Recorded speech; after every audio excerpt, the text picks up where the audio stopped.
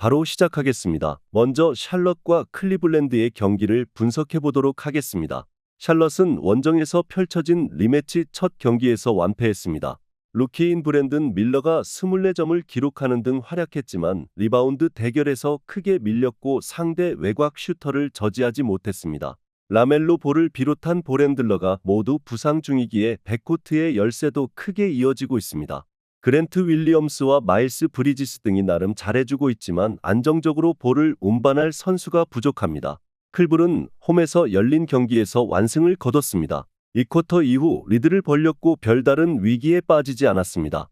부상에서 돌아온 에반 모블리는 25분의 출전 시간 동안 17.8어시스트 7리바운드를 기록했고 갈란드와 자렛 알렌이 나란히 더블더블에 성공했습니다. 올스타 가드인 미첼을 비롯해 주전 스윙맨 스트러스가 부상으로 빠져있지만 벤치가 어느 정도 역할을 해줬습니다. 샬럿은 리차드가 골밑에서 고군분투하고 있지만 높이의 열세가 큽니다. 알렌과 모블리 등 경기당 10리바운드 이상이 가능한 투빅이 주전 라인업으로 나와 상대를 압도할 수 있고 갈란드와 르버트, 메릴이 외곽으로 상대를 공략할 클리블랜드의 승리를 예상합니다. 다음은 올랜도와 골든스테이트의 경기를 분석해 보도록 하겠습니다. 올랜도는 접전 끝에 세크에 패하며 연승이 끝났습니다. 최근 엄청난 페이스로 승수를 추가하며 4위 경쟁에서 우위를 점하는 것으로 보였는데 세크의 외곽포에 무너졌습니다. 그래도 반케로가 팀의 에이스로 20득점 이상을 해줬고 벤치에서 출전한 조나단 아이작이 25점으로 활약했습니다. 반케로 외의 올스타 레벨의 선수는 없지만 15분 이상을 뛰어도 팀의 경기력을 유지할 선수가 벤치에 즐비합니다. 골스는 마이애미에 이어 올랜도를 연달아 상대하는 타이트한 일정입니다. 감독 커리어 내내 칼 같은 로테이션을 가동했던 스티브 커의 역량에 의구심까지 들고 있는 최근으로 플레이인 토너먼트 진출도 쉽지 않아 보입니다. 그래도 워낙 많은 언론에서 비판했고 커리도 목소리를 냈기에 백투백이지만 주전이 길게 나설 가능성이 높습니다. 커리와 크리스 폴, 탐슨과 드레이먼드 그린 등 베테랑이 많기에 타이트한 일정은 부담이지만 이동으로 인한 피로도는 크지 않습니다. 플로리다에서 연달아 경기에 나서기에 커리와 탐슨, 그린이 35분 정도를 뛰며 올랜도 주전에 밀리지 않을 것이고 폴이 벤치 구간에서도 모멘텀을 내주지 않을 수 있습니다. 골든스테이트의 승리를 예상합니다. 다음은 워싱턴과 브루클린의 경기를 분석해 보도록 하겠습니다. 워싱턴은 고전이 예상됐던 시카고 원정에서 승리했습니다. 전반 근소한 리드를 잡았지만 3쿼터 경기가 동점으로 갔는데 승부처에서 상대의 파울 작전으로 얻어낸 자유투를 잘 성공했습니다. 쿠즈마가 결장한 경기에서 공격 전면에 나선 조던 풀이 23점을 기록했고 베글리가 복귀전에서 야투 성공률 88%로 17점을 터뜨렸습니다. 브루클린은 토론토 원정에서 승리하고 워싱턴 원정에 나섭니다.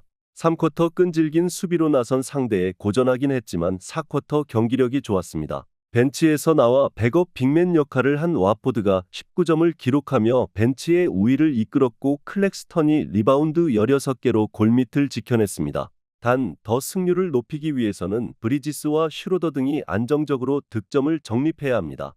워싱턴은 시즌 후반에 들어와 기회가 적었던 선수들이 자주 나서고 있습니다. 그러나 조던 풀이 에이스로 나설 정도로 팀의 재능의 합이 떨어집니다.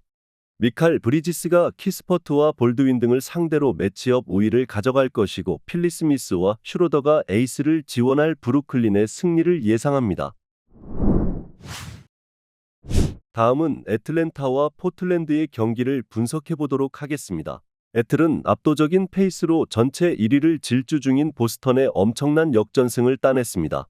전반 상대의 18점 차로 리드당하며 보스턴의 연승 행진의 희생양이 될 것으로 보였는데 후반을 압도하며 승리했습니다. 머레이가 야투 난조에 시달렸지만 어시스트 15개를 배달하며 오픈 찬스의 동료를 살렸고 헌터와 보그다노비치가 나란히 3점 4개를 터뜨렸습니다.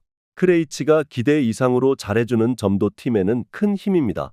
포틀은 연승 중인 휴스턴을 만나 전반 경기를 잘 풀었지만 후반을 압도당하며 패했습니다.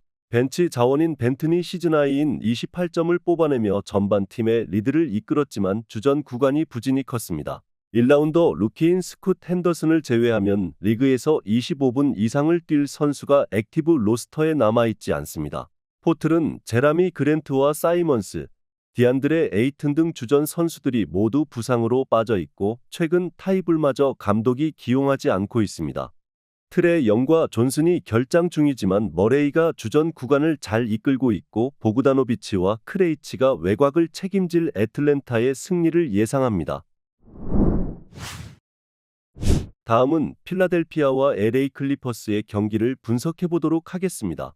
필라는 세크 원정에서 패하고 홈으로 돌아왔습니다. 매 쿼터 상대를 넘지 못하는 등 고전 끝에 패하며 클리퍼스전 승리의 기세를 이어가지 못했습니다. 그래도 클리퍼스 상대로는 원정에서 승리했고 일주일도 되지 않아 다시 만나기에 자신감 있게 경기에 임할 수 있습니다. 해리스와 바툼 등의 지원 속에 맥시가 공격 전면에 나서 상대 백코트 공략에 나설 것입니다. 클리퍼스는 직전 홈 경기에서 1쿼터 리드를 지키지 못하고 인디애나에 역전패했습니다. 4쿼터 시작과 동시에 10대 25의 스코어링 런을 허용한 것이 결정적이었는데 상대에게 60%대의 3점 성공률을 허용할 정도로 외곽 수비가 되지 않았습니다. 복귀전에 나선 웨스트브룩이 오픈 찬스에 동료를 찾으며 리딩을 잘해줬지만 하든의 부진이 컸습니다. 인디애나는 코트 밸런스가 좋은 팀이기에 외곽 제어에 고전했지만 필라는 경기 내내 외곽 비중이 크고 수비하기가 더 수월합니다. 또 부상자가 많기에 벤치가 약해진 홈팀 상대로 웨스트브룩과 파웰, 커피 등 벤치 자원이 모멘텀을 가져올 수 있습니다. 클리퍼스가 원정에서 승리하고 홈 경기 패배를 서력할 것입니다. LA 클리퍼스의 승리를 예상합니다. 마지막으로 토론토와 뉴욕의 경기를 분석해 보도록 하겠습니다. 토론토는 브루클린 상대로 88점에 그치는 졸전 끝에 패했습니다. 벤치에서 나온 브루스 브라운과 시몬스 등이 득점에 가담했고 올리니기 컨트롤 타워 역할을 잘해줬지만 30개 가깝게 시도한 3점 성공률이 18%에 불과했습니다. 정상적인 로테이션이었다면 벤치에 머물러야 하는 선수들이 너무 많은 플레잉 타임을 가져가는 최근위기에 고전 중입니다. 뉴욕은 디트를 잡고 시즌 43승째를 신고했습니다. 커리어 하이 경기를 한 디빈센조가 3점을 10개 이상 터뜨리며 40득점 경기를 했고 조시 하트는 리바운드 14개와 더불어 트리플 더블에 성공했습니다. 줄리어스 랜들의 장기 이탈에 이어 복귀했던 아누노비가 다시 다쳤지만 무너지지 않고 있습니다. 티보드는 벌써부터 장기 재계약 얘기가 나올 정도입니다. 올랜도와 치열한 4위 경쟁 중이기에 원정에서도 주전의 출전 시간을 늘린 공격적인 운영이 예상됩니다. 토론토는 트렌트 주니어와 딕 등이 백코트에서 분전 중이지만 워낙 최근 전력이 떨어집니다. 가능성을 보이는 어린 선수들이 있지만 딱 거기까지입니다. 브런슨과 디빈센조가 백코트에서 상대 수비를 경기 내내 폭격할 수 있고 하텐슈타인의 안정적인 리바운드 장악이 있을 뉴욕의 승리를 예상합니다. 영상에서 알려드리는 내용들은 모두 1차 분석 내용들이며 2차 분석과 최종 조합픽은 영상 하단 고정 댓글 링크로 문의 주시면 안내 도와드리도록 하겠습니다. 시청해주셔서 감사합니다.